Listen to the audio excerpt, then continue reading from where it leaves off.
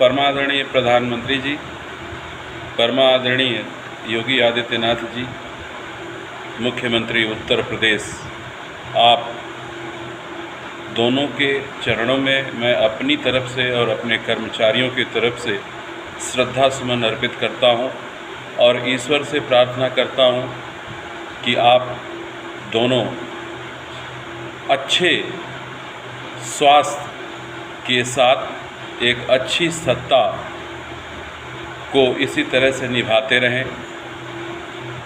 महोदय,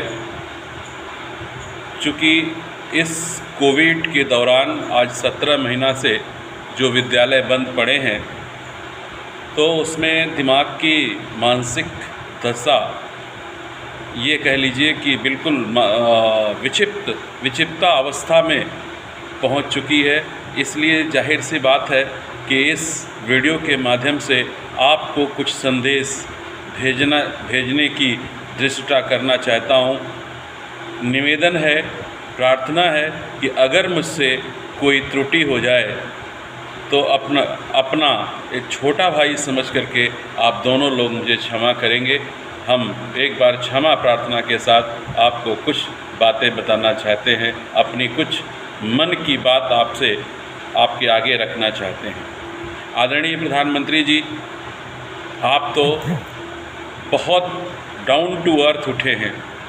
आपने तो दुनिया को बड़े ज़मीन से देखा है महोदय।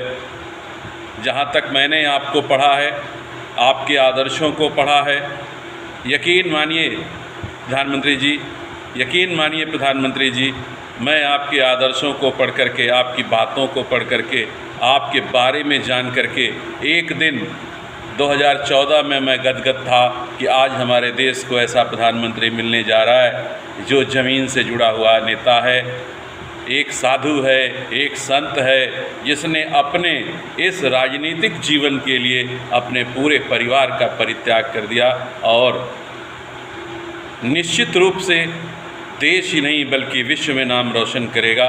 और इस देश में आप जैसे प्रधानमंत्री मिलना वास्तव में कठिन नहीं, असंभव सा है। निश्चित रूप से आपने वो कार्य किए जो अति उत्कृष्ट कार्य, चाहे वो वैश्विक स्तर पर किए, चाहे वो देश के स्तर पर किए, अति उत्कृष्ट कार्य किए, उसके लिए मैं आपको धन्यवाद देना चाहूँगा। आदरणीय योगी जी, उत्तर प्रदेश के धरती पे आप जैसा पुरुष, आप जैसा साधु, आप जैसा तपस्वी, उत्तर प्रदेश की भाग्य है कि आप जैसा तपस्वी इस देश का मुख्यमंत्री बना है। लेकिन चूँकि ये वीडियो बहुत लेंदी हो जाएगी सारी चीज़ें करने में, इसलिए महोदय मैं अपने दिल की कुछ बातें आपसे शेयर करना चाहता हूँ। महोदय, आज 17 महीने से विद्यालय बंद हैं। गांव में स्थितियाँ ये हैं कि गांव के बच्चे जगह जगह घूम रहे हैं, हर गली में बच्चे घूम रहे हैं। एक बच्चा महोदय, ये हमारे पीछे जो हमारे मेट का बच्चा है वो खड़ा है, इसके चेहरे को आप देखिए महोदय। 17 महीने से बंद विद्यालय, पीछे जो हमारी किचन मेट खड़ी है, ये और इसका पति इस विद्यालय में अपना जीवन यापन चलाते हैं। ये पीछे इधर संतोष सिंह, जिसके पिता नहीं है, वो गार्ड के रूप में अपना इसी विद्यालय से भरण पोषण कर रहा है। महोदय, बड़ी विकट समस्या है। आपको मैं बताऊं कि आपके कागज़ में ये स्थितियाँ कुछ दूसरी हैं, लेकिन वास्तविक पटल सॉरी महोदय, वास्तविक पटल पर स्थितियाँ ठीक विपरीत हैं। मैं आपको बताना चाहूँगा कि जो महिला हमारे पीछे खड़ी है, ये हमारे यहाँ हमको हमारे किचन स्टाफ में साफ़ सफाई करके और किचन का काम करती है, जिसके 3 बच्चे हैं महोदय। इसके पास प्रॉपर्टी की कमी नहीं है महोदय, इसके पास प्रॉपर्टी की कमी नहीं है। इसकी जो सासू माँ हैं वो एक सरकारी विद्यालय में कर्मचारी हैं, जिनकी अच्छी खासी सैलरी महोदय आती है। लेकिन वही कह रहा हूँ कि कागज़ में ये सारी चीज़ें हैं।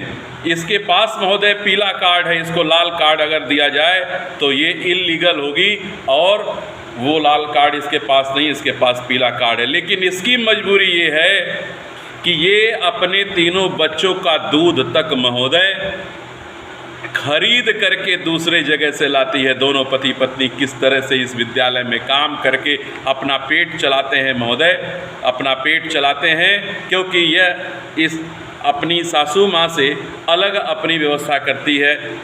इसके घर गाय लगती है, लेकिन ये दूध कहीं और से खरीद करके लाती है महोदय। हमने इसको जगह दिया, हमने इसको समझा, हमने इसको जगह दिया महोदय कि तुम दोनों पति पत्नी आकर के हमारे यहाँ काम कर ले जाओ, महीने का 10,000 रुपया तुमको मिल जाएगा, जिससे तुम्हारे बच्चे पढ़ लेंगे। तुम्हारे बच्चे की मैं फ़ीस नहीं लूँगा, तुम्हारे बच्चे पढ़ेंगे, एक अच्छे स्कूल में पढ़ेंगे और पढ़ करके विद्वान हो जाएंगे, तुम्हारा संकट कट जाएगा। महोदय, क्या आप चाहते हैं कि इससे चोरी कराया जाए? जो आपके राशन आ रहे हैं, जो आपकी व्यवस्था आ रही है, इस हमारी मेट के पास तो वो भी नहीं आ रहा। वो तो पूरी तरह से हमारे ऊपर डिपेंड है। इस लड़के के पास बाप नहीं है। ये गुजरात में एक सुपरवाइज़र पद पर काम करता था, आज हमारे यहाँ महोदय 5,000 की नौकरी करने के लिए मजबूर सिर्फ इसलिए है कि लॉकडाउन की स्थिति इसने देखा ये माइग्रेट नहीं होना चाहता, घर पे छोड़ करके किसके सहारे ही अपने प्रदेश जाएगा। महोदय, मेरी हाथ जोड़ करके निवेदन है कि जिस तरह से आप लोग एक ज़मीनी नेता हैं, एक ज़मीन के लोगों को समझते हैं, महोदय बार बार ये जुड़ा हुआ हाथ आपसे निवेदन कर रहा है कि उसी ज़मीन पर खड़ा हो करके उतर करके देखिए कि आज इस गांव में मैंने करोड़ों की लागत लगा करके यह विद्यालय बनाया है। महोदय, मेरे स्कूल में ऑनलाइन क्लासेस की व्यवस्था है जो चल रही है, लेकिन एक एक क्लास में एक एक बच्चा भी नहीं जुड़ा है। महोदय, इस बच्चे को मैं ऑनलाइन कैसे दे पाऊंगा? इस बच्चे को ऑनलाइन कैसे दे पाऊंगा महोदय? इसके पास कोई भी स्मार्टफोन नहीं है महोदय, कीपैड की मोबाइल है। महोदय, ऐसे हजारों बच्चे मेरे स्कूल के, मेरे 500 के आसपास महोदय स्ट्रेंथ है, और 500 में सिर्फ 7 बच्चे आज ऑनलाइन ले रहे हैं, और 7 बच्चों की 1,000 रुपये के हिसाब से अगर फीस मैं मान के रखूं तो महोदय 7,000 रुपया महीना मुझको मिल रहा है। महोदय, मैंने नौकरी छोड़ दी, मैंने अपने पूर्वजों की सारी संपत्तियां बेच बेच करके स्कूल में लगा दिया कि मैं एक सामाजिक कार्य करूंगा, लोगों को नौकरियां दूंगा, लोगों को सामाजिक शिक्षा दूंगा, लोगों को शिक्षित करूंगा। आज ये लोग जब हमसे मांगते हैं अपनी तनख्वाह महोदय, तो अब मेरे पास सिर्फ एक चारा बचा हुआ है कि मैं अपनी किडनी बेच करके, अपने शरीर के अंग बेच करके और इन लोगों का भरण पोषण कर पाऊं। क्यों? क्योंकि जो आपके लोग समझ रहे हैं, जो आपके मंत्री समझ रहे हैं, जो आपके प्रोटोकॉल में आपके ब्यूरोक्रेट समझ रहे हैं, वो वास्तविकता महोदय बिल्कुल ऐसी नहीं है। वास्तविकता बहुत ही दयनीय है, बहुत ही दयनीय है महोदय। गेट पे ताला लगने की स्थिति आज लगभग 6 महीने पहले से हो गई थी, लेकिन फिर भी मैं कैसे इन लोगों को जिलाऊं? अगर किडनी बेचता हूं तो वो इलीगल काम होता है महोदय। लीगल मैं किडनी भी नहीं बेच सकता। आज तक मैंने कोई चोरी नहीं की, कभी किसी से झूठ नहीं बोला, हमेशा अपने सिद्धांतों पे चला। अरे महोदय, मैं सम्मान करता हूं आपका, मुझे पता है कि ये वैश्विक महामारी है, लेकिन महोदय इसमें भी जैसे सारी दिनचर्या चल रही है, क्या 30% बच्चों के साथ स्कूल अगर खुल जाता तो कम से कम कुछ पेरेंट्स, कुछ अभिभावक हम लोगों के स्कूल के दरवाजे तक आते। महोदय, आप उतर करके ज़मीन पर देखिए कितने, आज 14 महीने से कितने अभिभावकों ने हम लोगों से संपर्क किया, कितनी मासिक शुल्क हम लोगों को मिली। महोदय, एक महीने में 2,000 से 3,000 रुपया फीस आ रही है। अब तो मेरे पास जो भी संपत्तियां थी मैंने सब बेच दिया महोदय, मेरे पास कुछ बचा नहीं। आपको इस छोटे से बच्चे की पेट की कसम है, ये बच्चा भूखा मर जाएगा महोदय, अगर आप अब भी ज्ञान अपने संज्ञान में ये सारी बातें नहीं लेंगे महोदय। हम लाख आंदोलन कर लें, हम लाख बातें कर लें, लेकिन महोदय नीतियाँ तो आप ही निर्धारित करते हैं। और आप दोनों से हाथ जोड़ करके निवेदन है कि विद्यालय खोल दीजिए महोदय। एक आखिरी बात और आपसे कहूँगा महोदय कि ऑनलाइन की जो व्यवस्था है, अगर है भी तो वो किन बच्चों के लिए? क्या ये छोटे बच्चा जिसका हाथ पकड़ करके, हम इससे भी छोटा, इसके 3-3 बच्चे हैं, उनको हाथ पकड़ करके ABCD लिखवाया जाता है महोदय, क्या ऑनलाइन से वो ABCD सीख पाएगा? क्या 2 साल से ये बच्चा प्रमोट हो रहा है, अगली साल वो स्कूल आने के लिए हाँ करेगा?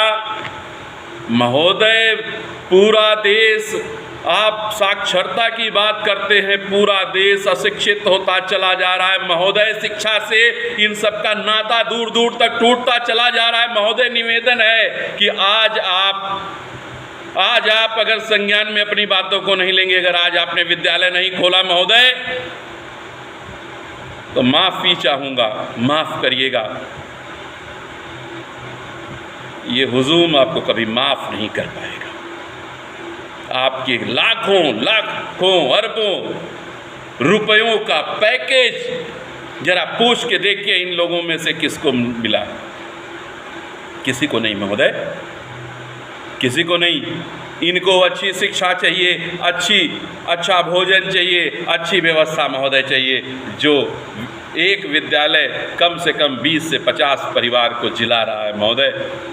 मैं एक प्रबंधक की हैसियत से नहीं, मैं आपके एक छोटे भाई की हैसियत से आप दोनों से ये भीख मांग रहा हूँ, इनके पेट के लिए भीख मांग रहा हूँ। हमको मार दीजिए महोदय, या तो आप सरेआम आदेश कीजिए कि लीगल हो जाए, किडनी बेचना लीगल हो जाए, लीवर बेचना लीगल हो जाए, शरीर के सारे इंटरनल पार्ट बेचना लीगल हो जाए।